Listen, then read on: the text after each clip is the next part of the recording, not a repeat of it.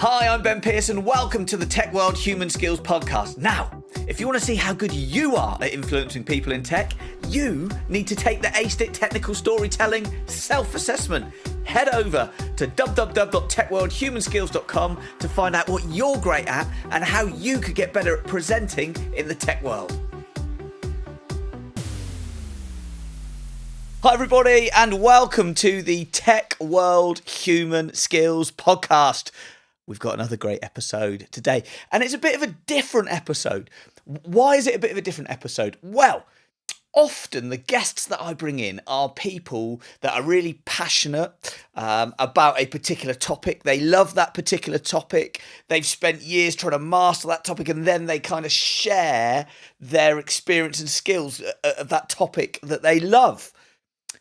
And today's completely different because we've got a guest in today that hates the topic that we're going to be talking about, that would probably rather scoop her own eyes out with a soup spoon than do the thing that we're talking about, or in fact, even be on this podcast. So, what we're going to be talking about is we're going to be talking about presenting and public speaking. And our guest today hates doing that. And so, I'm going to let her introduce herself in a minute, but please welcome to the podcast, my wife, Kate Pearce. Kate, it's lovely to have you on the show. Thank you for inviting me to the studio. I don't often get to come in here. Yeah, this is your domain. This is my domain, Yeah. and you've joined me in my domain, both physically, but also in terms of the topic that we're talking about. Absolutely, yeah. Let's get on, and do you want to introduce yourself, and then we'll start to dig into how much you hate this idea of public speaking, and we'll dig into that topic a little bit. But do you want to introduce yourself and your background a little bit? Yeah, sure. I'm Kate and married to Ben. Professionally, I am a managing editor at a publishing house. We produce academic works. And then personally, I'm a mum to our 2 kids. Yeah. Brilliant. Well, we're going to dig into presenting. So I'll start off and tee this up. I've already teed it up a little bit, but I'll ask you this question. Do you like presenting? No, definitely not. It's up there with pineapple on pizza. I could do without it in my life. But do you ever do presenting? Yes. Yeah, you've just got to in life, haven't you, to get anywhere. It's part of your work, part of being part of the school sort of commitments and things with the kids. You just find yourselves in situations where you have to speak publicly, and if you don't just embrace it and go for it, then it's going to hold you back in life. So, yeah, you have to go for it. So that's what we're going to do. We're going to talk about this from the perspective of it's going to hold you back in life if you don't do it. You'd really rather not do it. Yeah. But you have to do it. Yeah. So maybe we could dig into for you, why is it that you hate it so much? I am the biggest introvert out there. I happily admit that I am, an introvert. I like quietly editing in my day job. Books don't argue with me. People do. So that's always been my sort of personality type. So if you're, presenting, talking to people, you are putting yourself out there on display for all to see. And you open yourself up to comments, criticism, all those sorts of things. And, there's that sort of imposter syndrome that comes in. People are going to think I'm a fraud and I don't know what I'm really talking about. And then I guess, as a teenager, I just really, really couldn't present. I remember it was part of your coursework for GCSE English language, and the stress, the anxiety that that goes into those sorts of situations, and sometimes I go to speak and nothing would come out, and you just have flashbacks to that and think, oh no, is that going to happen again? And sort of recurring anxiety nightmares of, you're stood up on a stage and you realise that you haven't prepared anything and everybody's looking at you, and it's just the whole thing combines into one big negative spiral for me. So that's where I come from. So that's where you come from. Yeah. But interestingly, you do still do it. I do. Despite all of these things going through your mind. Yeah. You do. So the question would be, why do you put yourself through it? Why do you speak publicly? Why do you present? I think I'm a very stubborn person. I would agree. Yeah. I would concur.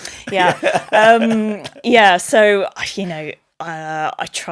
tell my kids to be brave and to do stuff even though they don't want to. So try and be a good parent, right? And do that in action. Set an example. Yeah, exactly. So that they can see, Mum really didn't want to do that, but she did. I guess at work, I've got things to say and I need to say them. So yes, I can use the reason that I'm an introvert not to do it.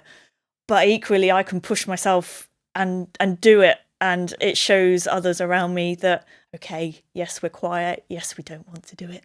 But we can. Yeah. We absolutely can. And we should in order to get our message across because, we've got things to say as well as the people who are regularly talking and saying it. So it's a really important thing to do. And to, career progression, to be successful, you've just got to do it. You've got to push through. You've got to public speak. Otherwise, it's going to hold you back in life. Yeah. And I think it's interesting, isn't it? And that you just touched upon there, that there are loud people. And I'd probably put myself in that category. I would too, yeah. And it would be really sad if the only people that were ever heard were the loud people. Exactly that. Because often introverts have done a lot of reading, a lot of research, a lot of thinking, have got some really valuable perspectives.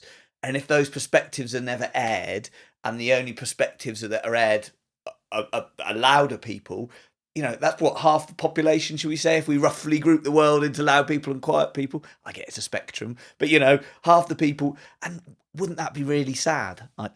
Exactly. Yeah. I think. Right. So I think what we've ascertained is you really don't want to do this, but you understand the value that you need to, and so therefore you take some action to actually do it. And so I wondered if that's what we could do for a few minutes, is sort of wander through that how you do it, the sort of techniques that have helped you, the sort of things that you're feeling as you're going through it, so that anybody else out there that's listening, and to be honest, most of the people that I speak to don't like presenting and public speaking. It's very rare that I speak to people that go, "Oh, I love it. Oh, I absolutely love it." That makes me feel better. I think the vast majority of people would say, "Oh, I don't like doing that." And then even the people that do like it often are in situations that make them nervous because of the pressure, because they've got to present to their boss or an important customer or whatever. So I think probably a lot of people are very similar to you. More maybe than you think, but from your perspective, let's start to think about the run up. So, how do you feel in the run up, and what is it that you're doing in the run up before you present? So in the run up, as you can imagine, it's not a calm situation. It's constantly on my mind a lot. I think about it a lot. I have to try and compartmentalize it so that it doesn't take over all my waking thoughts, possibly some of my sleeping ones as well.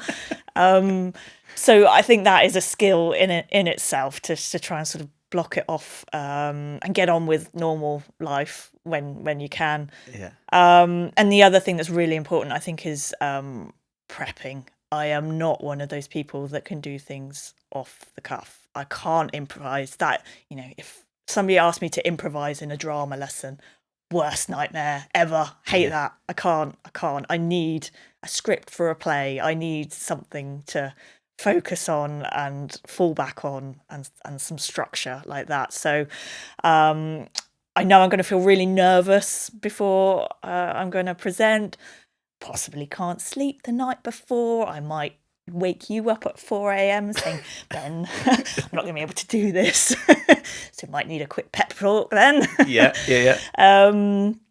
So, and then, on the day, nerves do kick in. So it's how do you cope with those and don't let them take over so that it becomes debilitating and you physically can't do it. So those are the sorts of things. So a couple of things that sprung out to me there that are really interesting. So the first one was about the preparation. So for you like to really prepare for these sorts of things. I do. So maybe talk to me through a little bit around how do you prepare, and also there's got to be time management because you're a busy person. How much time do you have to allocate, and how do you go about preparing, and how do you go about managing your time to do that?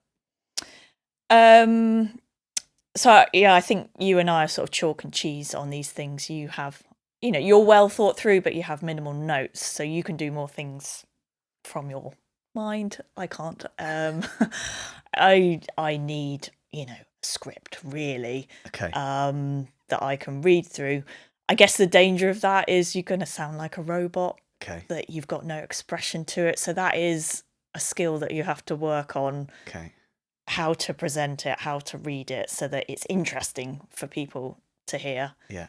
And then prepping and time management, that's a life skill that you learn. You learn it very quickly with family life. You're juggling about 15 different things at the same time. So I guess it is carving out the time to do the preparation, and just making sure that you stick to it and that it's realistic as well. Don't overcommit yourself to I'm going to do 2 hours on that night when you've got a ton of other stuff to do. Being realistic, regular small chunks of prep time that can work around everything else that happens in life, which is a lot. Yeah. Now let's dig into. So you've got that prep time, and firstly you've got to think, if I am going to present, because of the way you're built and wired, there's going to be a lot of prep time. So you can't overcommit, because if you overcommit, then that's going to just like triple the stress. Yeah, because absolutely. You've got too much to do, not enough time to do it, and something that you hate doing. So that is like a mental health nightmare. Absolutely. Right. So learning that about yourself, I think are really important. And then I wonder if it's then we're starting to think about some of the techniques and some of the different ways you've got it. So if the outcome is you have said out loud to people that have consumed it the message that is important, right? If that's the outcome is that they've heard your perspective and you've been heard. One of the things that I know that you do is, rather than do it live, if you can, you do a lot with video on demand, don't you? So when you've had to give a presentation and you've got to give one, if you can possibly record it in advance and do it on video, you've been quite successful doing that, as opposed to doing it live unless you have to. Yeah, that is definitely my preference. Yeah.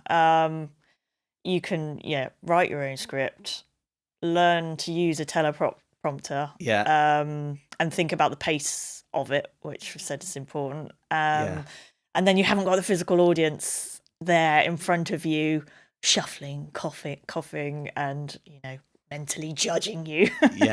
And then you can do it to your own schedule as well. You haven't got the stress of I've got to be at that certain time and place. I can do it in between jobs when I'm mentally ready to do it.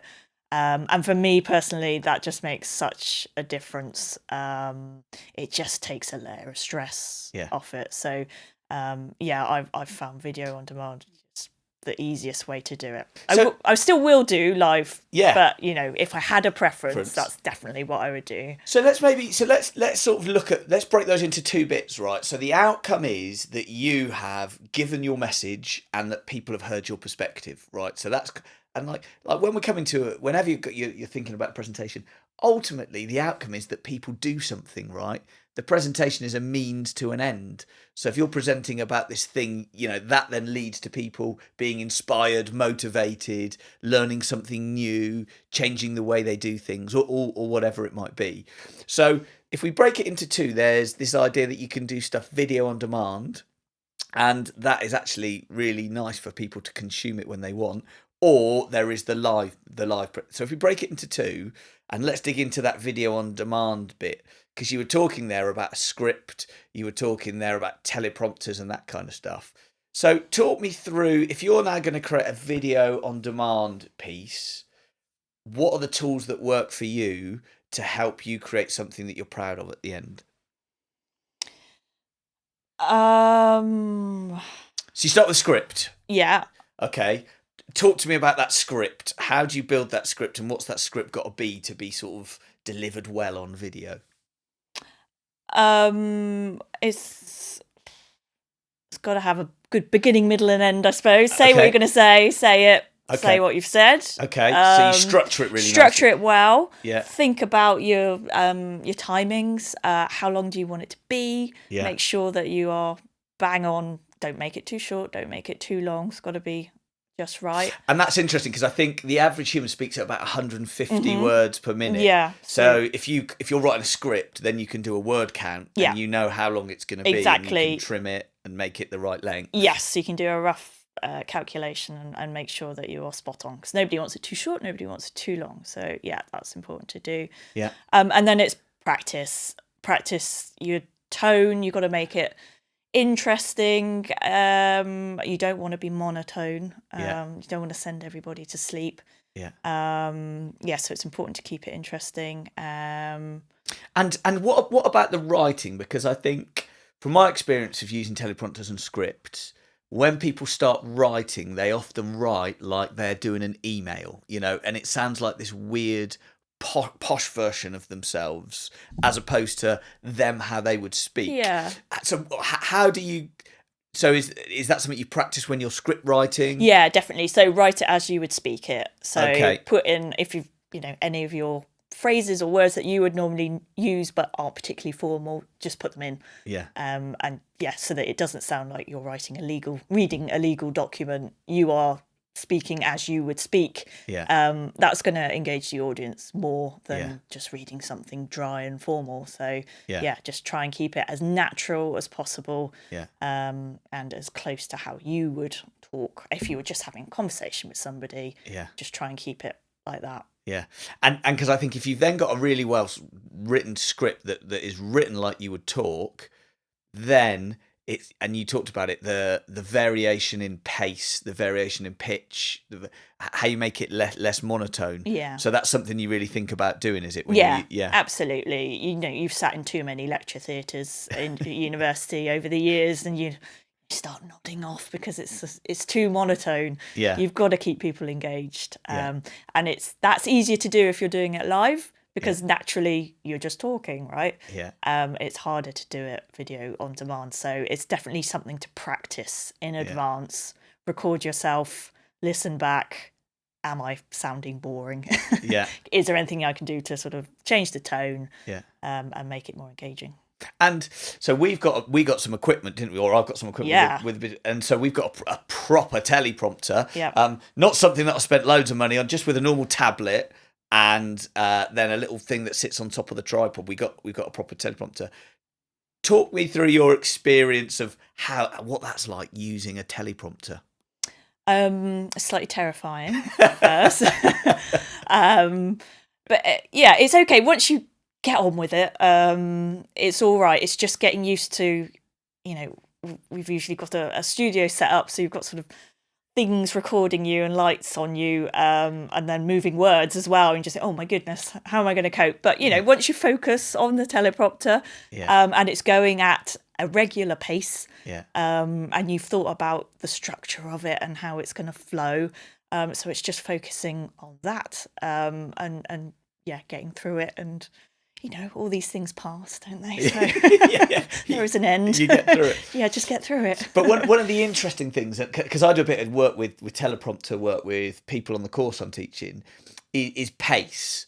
Because a lot of people, when they get in a high stress situation like public speaking, that kind of stuff, their pace gets quicker and quicker, and they speak really faster and really fast and really fast. But when you're using the teleprompter, we kind of set the pace, don't Yeah. we? So it sets it and sort of slows you down a bit. It forces you to slow down. That's right. Yeah. Yeah. So you can't talk too quickly. If you do, you've got an awkward pause while you're waiting for the teleprompter to catch up. So you soon learn that you have to follow the teleprompter. So that's a really useful tool. And it's interesting because some of the feedback that I know you've received is, okay, you sound really calm and like really authoritative when you're speaking. Reassuring, I think, was the word. Was the word reassuring, right? And a lot of that was just down to the vocal delivery. Absolutely. That is not how I'm feeling inside. I'm like a duck paddling frantically underneath, but trying to be calm on the exterior. So Brilliant. Right. Now, I think let's think a little bit about live. And as this is live, I think your mic's disappearing a bit. Do you just want to lift it up just a little? Can you lift the arm up a little bit? That might help. There we go. Get that a bit closer. We'll keep that in the edit as we're talking about it's all what live things are stuff. like in life. There we go. Is that okay? So firstly, the first thing you've done is actually I can often dodge live presenting because given today's world, I can record things digitally and get the message out there. And that works really nicely. Yeah. What about when you do have to do it live? What's it like? That's and the biggie. What tips have you got for introverts and people that hate it when you do have to do it live? Yeah, so, this strikes fear into my heart doing it live. So, it's the panic, the sheer panic of it. You've just got to try and keep it under control because you are going to stress. If you're an introvert like me, people say don't stress. I'm sorry, but I'm going to. I will. I really am going to, so you've just got to lean into that and embrace it and try and control it as much as you can. Yeah. Breathing, breathing is always good. But breathing techniques, slow down your breathing. Yeah. I know it's simple, but it does work. Yeah. It reminds you that you're okay. You're still going. It'll be all right. I remember sitting down with you, actually, and we sat down with the kids and we watched, there was that show with one of your favourite Hollywood actors, Chris Hemsworth. Oh, I love Chris Hemsworth. He's great. And we were watching that one where he was trying to defeat age. I think it's called Limitless on Disney+. Oh, that was it, yeah. He was trying to defeat aging and that kind of stuff. And one of the things was about fear, wasn't there? Yeah. And he walked out on that crane on top of the tallest building in Sydney. He hates heights. And he had to walk out on that little crane. And I remember him getting heart as he walked out and they had all these monitors connected to him. You could see his heart rate going. Yeah. You could see him going crazy. And then he got to the end and the little earpiece, he's got his coach on there and the coach is there saying, okay, just breathe. And he did some of those breathing techniques that you're talking about. And you could just see his heart rate fall and you could see him start to almost embrace it and almost enjoy what he was doing out there. And that was through breathing. So it can be really, really powerful. What is there anything particularly that you do with your breathing techniques or any particular things that work for you? Just really simple. Just slow it down and then breathe in for 4 and then out for 4. Right. And just keep repeating that until your brain kicks in and says, yeah, we're still alive. It's okay. Yeah. Lower your heart rate. You're going to be all right. Right. And so breathing, that is not to be underestimated, I think. I think that's a really good thing to do. Yeah. What else you got? What else helps you? Good old positive mindset, I think. Just trust the process. Remember that I am worthy of being heard. I do have things to say. I have got some life experience. Yeah. And people are interested in my thoughts. I remember my English A-level teacher saying, Kate doesn't speak much in class, but when she does, it's worth listening to. Yeah. So, and I think that is true of a lot of introverts. I know we don't talk a lot, but our brains are working. We are thinking. We do have things we want to say. So just remembering that, this is my opportunity. People are going to listen. So it's worth doing and to stay positive that it will work out well. Yeah. Yeah. So, bit of positive mental attitude. We've already talked quite a bit about the prep, and that's a big part of it. That I guess helps you de-stress a little bit. Is that you've invested time and you've done your preparation, and that's an element of control as well. I don't like feeling out of control. Okay. So, talking live is a situation that there are a lot of factors beyond my control. Yeah. So with prep beforehand, I can control.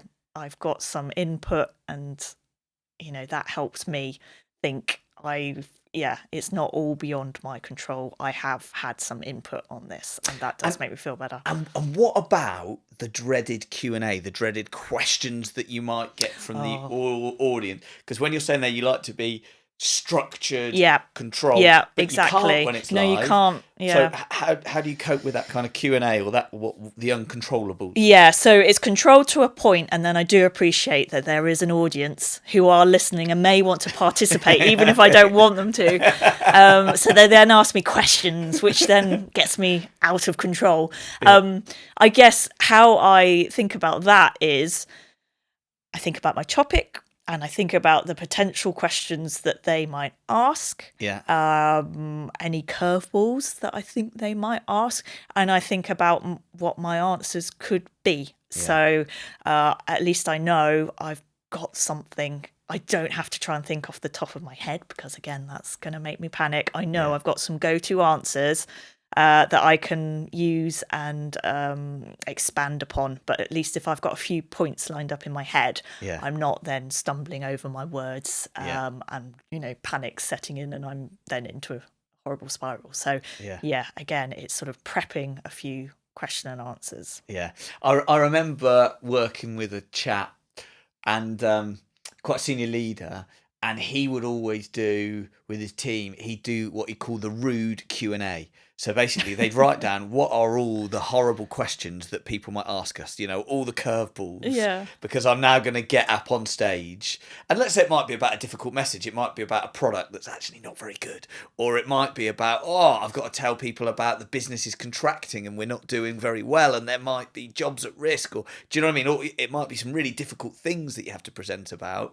And actually, by going through and writing the rude Q&A, what will be the rude questions that will be asked about this? Kind of, firstly, help them chill out a little bit about it. And then secondly, if they do come up, he's got some way that some places that he could think about. So I think that's good, thinking about those sorts of questions that might get going. Now, what about the start? So tell me, when you're doing a live presentation, how do you get through the start? Because it feels like the start's a hard bit. Yeah, it's hard. It's hard to get going, isn't it? But like once you get going, that is half the battle. But it's definitely fake it till you make it. Get your game face on. You don't feel like putting your game face on. That is the last thing you want to do. You want to just curl up in a ball in your duvet. That's where you want to be. But no, you've got to do this. You've got to put your shoulders back. You've got to smile and pretend that you want to be there. That is the place you want to be. And you just keep going with that. And at some point, it'll switch. Sometimes it might be at the very end. You might have to go through the whole thing faking it, but at some point you will make it. So, that is an important thing to do. Get your game face on and just maintain it. And if people will react to that, they'll think, okay, she looks calm, composed. She looks like she's got it sorted. I haven't. Yeah. But that's the perception you give, and that's really important. And then, at some point, you'll relax. You'll think, okay, I am doing this, No, I haven't spontaneously combusted. Nobody's heckled me off the stage. Something is going right, and I might be able to see this through to the end, till the Q&A, and then that's a whole different session. So it's that, and I think if you can control with your breathing, because sometimes I've heard it called, and I love the term, the creeping death, when it's when you're waiting to start the presentation, or you're waiting to do the thing, and that is when you've got the chance then, I think, of your breathing's going, you're starting to spiral. So through that kind of breathing, through that kind of positive mental attitude that you've got there, and this idea that I'm going to fake it, and then just through the breathing, and then smiling. Smiling's important. Eye contact, as much eye contact as you can manage. Even just a few fleeting, glances. You've done something. Maintained eye contact. And the smile helps, I think, just put people at ease a little bit, because if you look like a petrified rabbit, that transfers. That's how people are going to react to you. Yeah, exactly. So you engage them with a smile. Yeah. They feel reassured. They feel part of your talk, and it helps you as well. If you smile, if you go in crying, you're going to feel awful. If you go in with a smile, it helps. It does make you happier. So Yeah. Put it all together. Absolutely. And then you can get through it. And it's nice because although you really hate it, I've seen some of the presentations you've given and the feedback that you've got from people and things like that. And you get really good feedback, don't you? I think you don't mind saying. Yeah. I'm not one to blow my trumpet, as you probably have gathered by now. But yeah, I have had good feedback when I have presented. So you've definitely helped me. I know I've been a project over the years with your coaching. But the interesting thing about the feedback you get is that you were quite calm. Yes. And reassured, I think was the word you used a second ago. Mm-hmm. But inside that is not how you feel. Not how you feel at all. And if I asked you to tell me, how did that go? You'll be like, it's a disaster. Me? No. Would never react. Whereas the feedback from everybody else is, actually, it's really good. And so there's the way you see yourself and the way others see you. And they're often very different when you have to do this sort of thing. Absolutely. Yeah. And I think the other thing that I find when I am presenting live is to slow your pace down. I know we've touched on it before, but I do talk, and inside you're feeling like, people must feel like I'm talking like I've got some sort of medical issue, but you don't want to talk too fast. That is not what that's not what they want to hear. It's too much to take in. Just slow, calm, considered. Just talk a bit slower than you think you should be, because you'll naturally want to whiz through it. Just keep it slow, at a slower pace than your brain is telling you to do. And that really helps. Yeah, absolutely. Well, do you know what? This has been a brilliant conversation. I think I've put you through enough torture. Thank you. Because we are improvising on a recorded medium that is going to be shared to other people. So this is like torture for you. This is my favourite. I hope there's wine later. So, all right, let's start to wrap this up a little bit. So, from your perspective, what would the key takeaways be that you'd like? If anybody else is sort of thinking, I hate public speaking, I'm an introvert, I could think of nothing worse to do, what would the key takeaways be, do you think, for folks listening? I mean, speaking on behalf of us introverts, you can do it. You really can. I know it's hard. I know you don't want to, but the bottom line is you can do it. You are going to stress. People are going to tell you not to, but you will. And just do your best to control it. Manage the situation as much as you possibly can. Through breathing, through prep, through the type of presentation you're doing on demand, video or live, and remember your motivations. Remember you have got something important to say. Your message is important, and you want to show other people that you can do it, and that they can do it. So trying to strengthen others around you as well. And then my favourite thing in life is it will end. This is a phase and it will pass at some point. This isn't your life forever now. The presentation will come to a conclusion and you'll feel good about yourself, right? So you'll be proud that you've done it. Yeah. Well, for me, I think the most important thing is some of the most important things to be said are said by people that don't say much. And it's really important, therefore, that if they can, if just that bravery, that courage, because it feels so horrid, but then really important things are said and heard because of that courage. So it's great for people to do that. And we want to hear those things. We don't just want to hear half of society. We want to hear all of society, don't we? We do. And so I just think that's really important.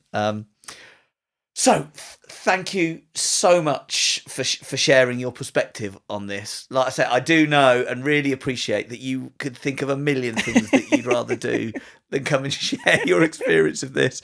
So I just want to say thank you very much. And on behalf of all the listeners, thank you for sharing your experience with us. Oh, well, thank you very much for having me. I shall now go and get a strong drink.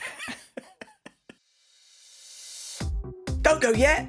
Remember to subscribe to the podcast and rate the show.